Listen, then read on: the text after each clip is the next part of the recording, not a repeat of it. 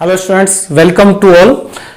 Today I will tell you a very important formula that is used to find the area of a triangle. देखिए ये formula 9th class NCERT में आता है और भी बाकी सारे बोर्ड्स में आता है. ये फॉर्मूला है हेरोन्स फॉर्मूला. ठीक है. So as you know when we want to find the area of a triangle we use a standard formula half into base into height. ये फॉर्मूला यूज करते हैं. ठीक है. अब देखिए what are the types of triangle. पहले हम थोड़ा सा डिस्कस कर लेते हैं कि अलग अलग कौन कौन से ट्राइंगल्स होते हैं according to the length of sides. देखिए एक तो होता है scalene triangle. All the sides are different. सबकी साइड जो होती है उनकी लेंथ अलग होती है.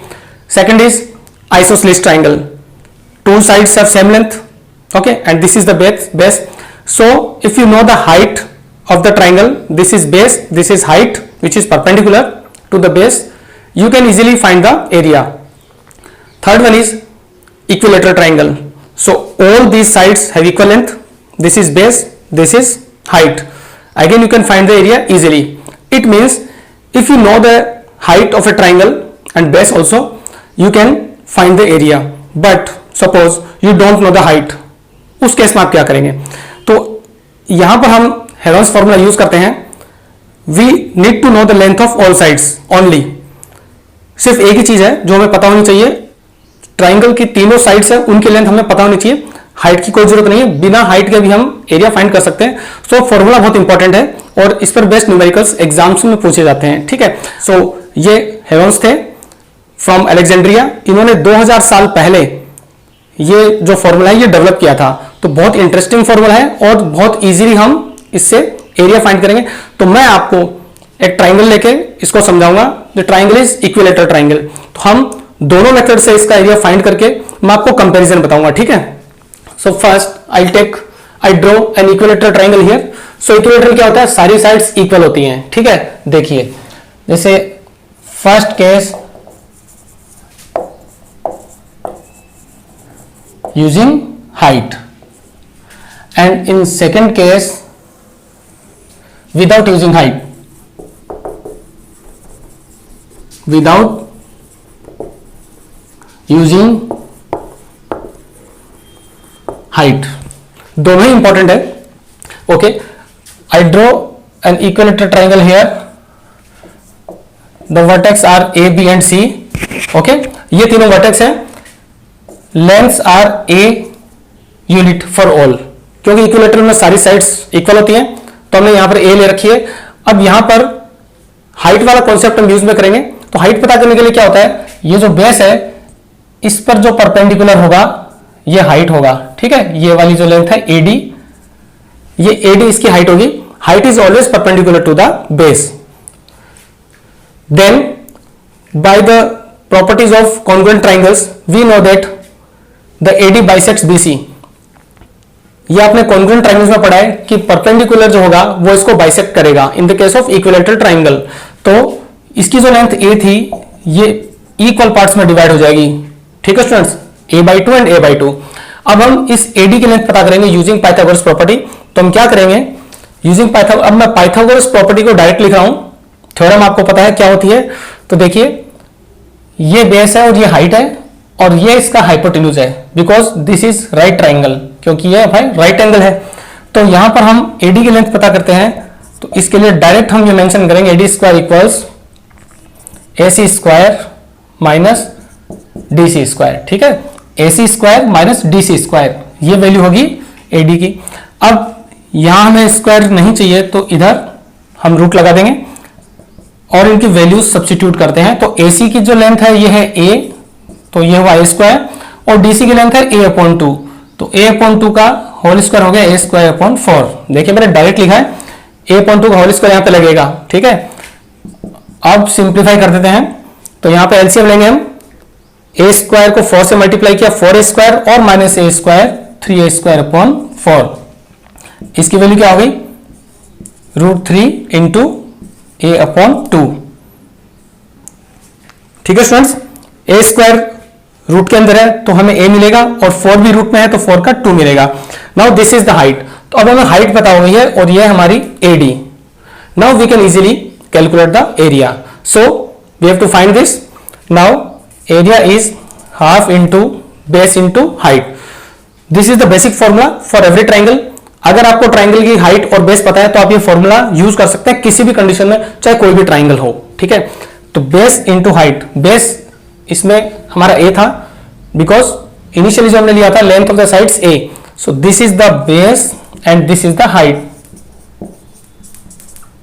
अच्छा, अब इसको सिंप्लीफाई कर देते हैं, ठीक है। तो 1/2 और ये 1/2 ये हो गया 1/4 और ये √3, तो अल्टीमेटली हमारे पास √3/4 और ये a से मल्टीप्लाई होके a मिलेगा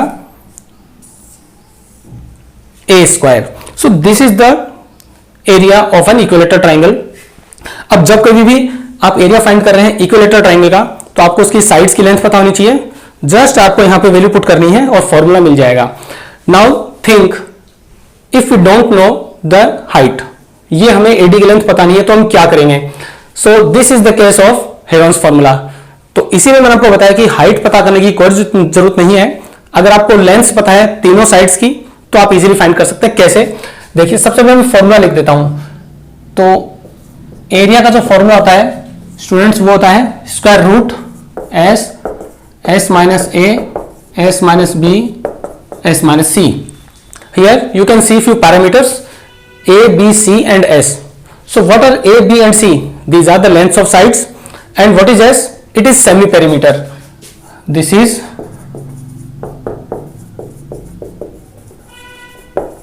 semi perimeter. And how to find? As you know, semi means half. ये half होता है और perimeter आप जानते हैं क्या होती है। तो इसके लिए हम ऐसे लिखेंगे, this is the perimeter. तीनों साइड्स की लेंथ आप ऐड कर देंगे ए, बी एंड सी और इसका हाफ कर देंगे, ठीक है। सो इस तरह से कोई ट्राइंगल होगा। Suppose this is the triangle A, B and C and lengths are, तो ए के सामने की साइड जो होगी वो ए होगी, बी के सामने की बी हो जाएगी, सी के सामने की सी हो जाएगी। These are the lengths of sides. First add all, we will get the perimeter and half of it. So it is the semi perimeter, ठीक है। पेरीमीटर का हाफ हो जाएगा। Now in this case what is the value of S in the case of equilateral triangle. So अब मैं क्या करता हूं, इन वैल्यूज को रिप्लेस कर देता हूं ए से, क्योंकि यहां पर तीनों साइड्स की लेंथ इक्वल है। जैसे हमने यहां देखा था ए एंड ए, तो इक्विलेटरल ट्राइंगल में तीनों इक्वल है, तो यहां पर हम ए पुट कर देते हैं, a plus A upon 2 that is 3a/2। Okay students, you can pause the video, जहां भी प्रॉब्लम आती है आप वीडियो पॉज करके इसको देख सकते हैं। सो 3a/2 ये सेमी पेरीमीटर है। Now we substitute the values in this formula, then we have area equals to square root what is S 3a/2 then s minus a, okay s minus a and s minus b and s minus c. Okay, after this we will simplify. तो इसके बाद में देखिए 3a/2, इसका LCM लेकर हम लिखेंगे 2a and subtract करेंगे तो 3a माइनस 2a मिलेगा a, तो a/2 एंड a/2 सारी वैल्यूज इक्वल होंगी, ठीक है। जो भी ब्रैकेट में तीनों इक्वल है तो हमने यहां पे a/2 लिखा है। देन अब देखिए यहां पर एक हम टेक्निक यूज में लेंगे स्क्वायर रूट फाइंड करने की। ये आप फेस करेंगे एवरी टाइम जब भी आप हेरोन्स फॉर्मूला यूज करेंगे। देखिए क्या टेक्निक होती है कि स्क्वायर रूट में कोई भी क्वांटिटी अगर पेयर वाइज आती है, जैसे 2 में आती है, ठीक है, 2 के सेट में, सो अगर रिपीट हो रही है तो हम उसको रूट से बाहर निकाल लेते हैं, ठीक है। तो a/2 यहां पर देखिए ये a/2 2 बार रिपीट हो रही है और ये भी 2 बार रिपीट हो, तो पेयर बन रहा है। तो इसका रूट में अगर पेयर बनता है तो हमारे लिए बहुत इजी हो जाता है उसका रूट फाइंड करना। तो यहां पर 3 को हम ऐसा लिखते हैं √3, ओके। और यहां पर ये हमें स्क्वायर रूट में पेयर वाइज है तो हम इसको लिख सकते हैं a/2, एक रूट यहां से मिलेगा और एक रूट यहां से मिलेगा, तो ये भी हो गया a/2। अब देखिए इसका मैं थोड़ा सा आइडिया आपको देता हूं। सपोज आप 4 × 4 और स्क्वायर रूट में इसको कैलकुलेट कर रहे हैं, तो 4 4 16 होता है और इसका जो रूट आएगा वो 4 आएगा। बट यहां पे आप पेयर वाइज देख रहे हैं तो आप डायरेक्ट आंसर लिख सकते हैं 4। ठीक है, स्क्वायर रूट में कोई भी वैल्यू अगर पेयर मारिए तो आप डायरेक्ट उसी वैल्यू को लिख सकते हैं। तो इस तरह से हमने ये वैल्यू लिख दी है, और यहां पर इसको अगर मल्टीप्लाई करें तो क्या मिलेगा, √3, okay, √3 and 2 to 4 and a multiply a is a square. Now you can see when we use the concept of height, the formula for area is √3 upon 4 a square, this one, and when we use the concept without using the height, okay, this is the case of Heron's formula. यही Heron's formula है, हमें height पता करने की कोई जरूरत नहीं है स्टूडेंट्स। यहां पर भी एरिया √3 upon 4 a square मिल रहा है, both these are same, you can compare.